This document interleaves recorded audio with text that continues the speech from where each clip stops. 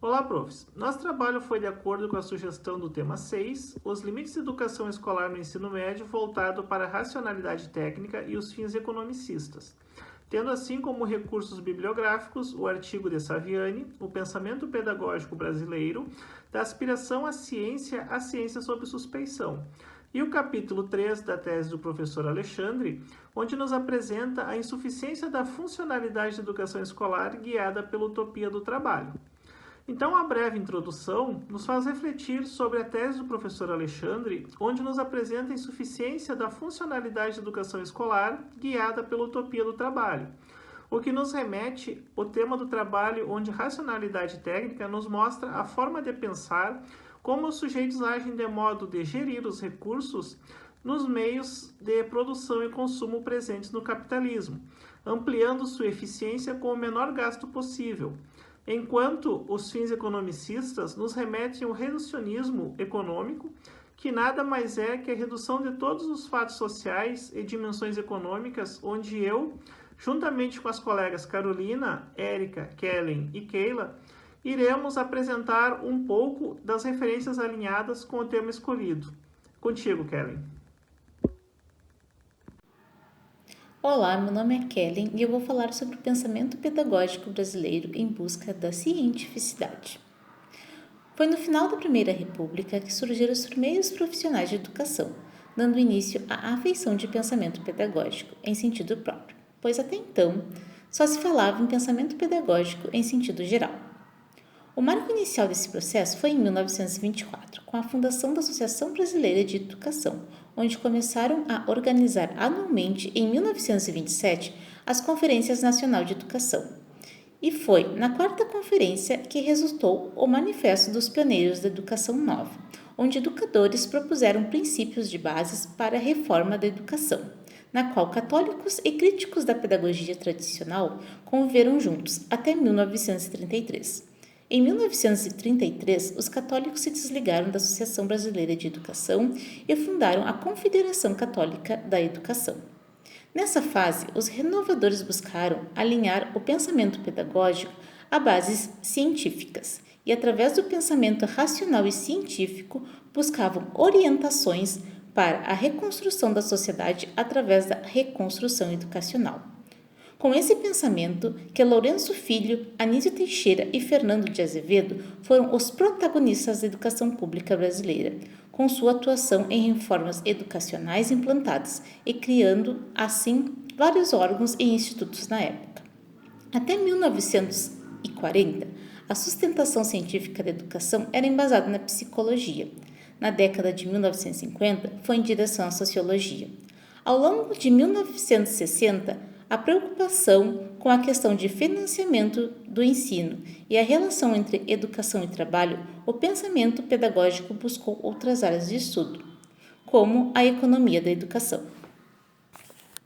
Completando a fala da Kellen, ainda podemos falar sobre a aspiração da pedagogia ao estatuto científico que se prossegue ao longo das décadas de 60 e 70, com os debates entre o behaviorismo de Skinner, que fala que todo comportamento é o resultado de uma aprendizagem que se dá por meio de modelagens que o meio ambiente exerce sobre o organismo humano, e o cognitivismo de Piaget, que explica o processo do desenvolvimento e os mecanismos mentais que o ser humano utiliza nas diferentes fases de sua vida para a construção do seu conhecimento.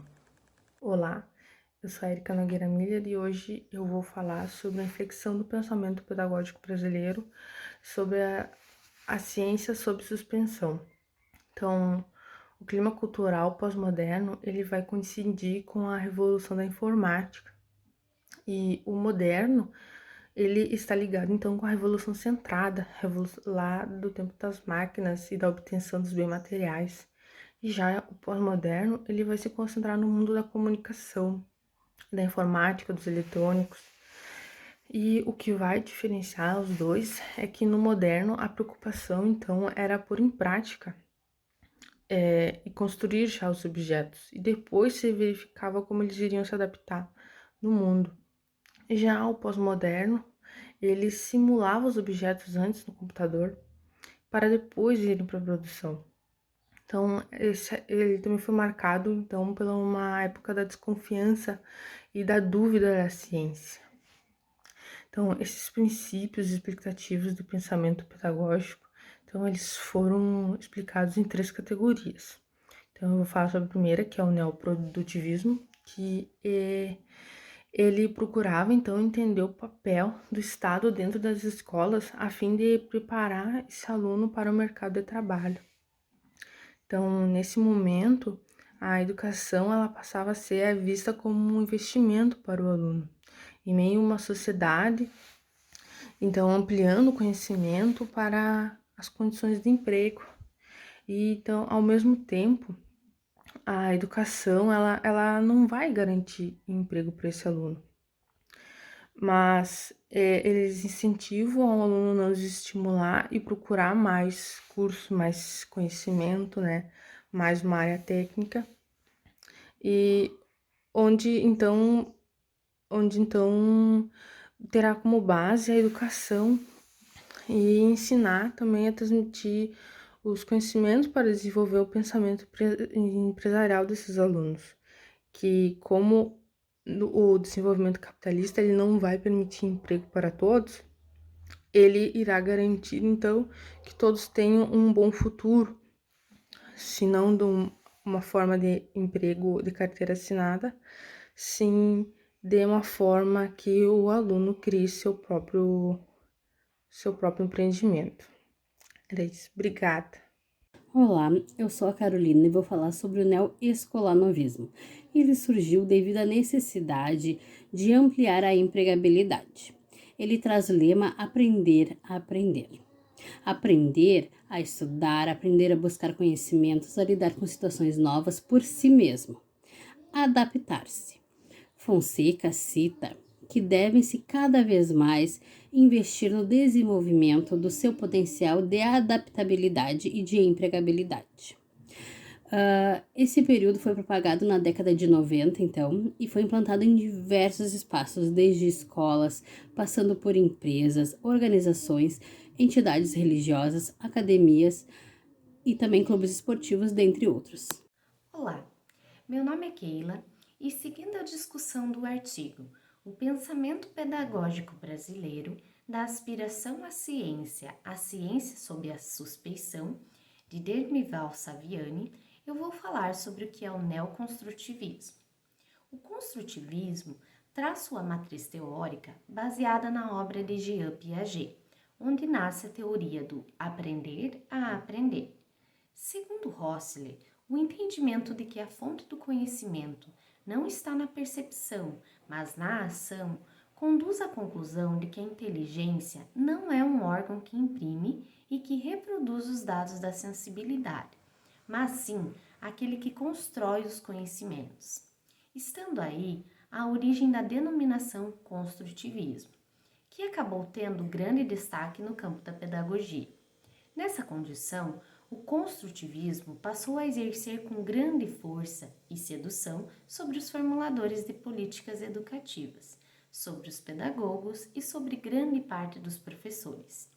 No entanto, o construtivismo, assim como o produtivismo e o escolanovismo, se modificaram com os novos sistemas educacionais.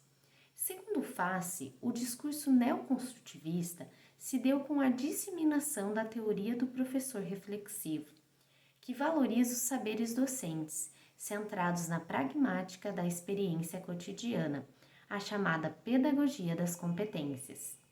Ramos afirma que o neoconstrutivismo se funde com o neopragmatismo e as competências resultam assimiladas aos mecanismos adaptativos do comportamento humano ao meio material e social. Para a adaptação ao meio natural e material, entrariam em cena as competências cognitivas, e os mecanismos de adaptação ao meio social seriam constituídos pelas competências afetivo-emocionais. Em suma, a pedagogia das competências se apresenta como outra face da pedagogia do aprender, cujo objetivo é dotar os indivíduos de comportamentos flexíveis que lhes permitam ajustar-se às condições de uma sociedade em que as próprias necessidades de sobrevivência não estão garantidas. Sua satisfação deixou de ser um compromisso coletivo, ficando sob a responsabilidade dos próprios sujeitos que, Segundo a raiz etimológica dessa palavra, se encontram subjugados à mão invisível do mercado. Como considerações finais, citamos que o mercado de trabalho espera um professor ágil e flexível, que a partir de uma breve formação e um baixo custo, prossiga sua qualificação enquanto docente, dando preferências a cursos rápidos, as chamadas oficinas, e fazendo também com que ele seja incluído na elaboração dos projetos pedagógicos, não apenas o limitando a ministrar aulas, para que possa participar na vida estudantil dos seus alunos e da gestão da sua escola. Com o nosso trabalho, esperamos assim ter cumprido as atividades propostas desta avaliação final. Em nome do nosso grupo, deixo registrados nossos agradecimentos e um forte abraço pela atenção.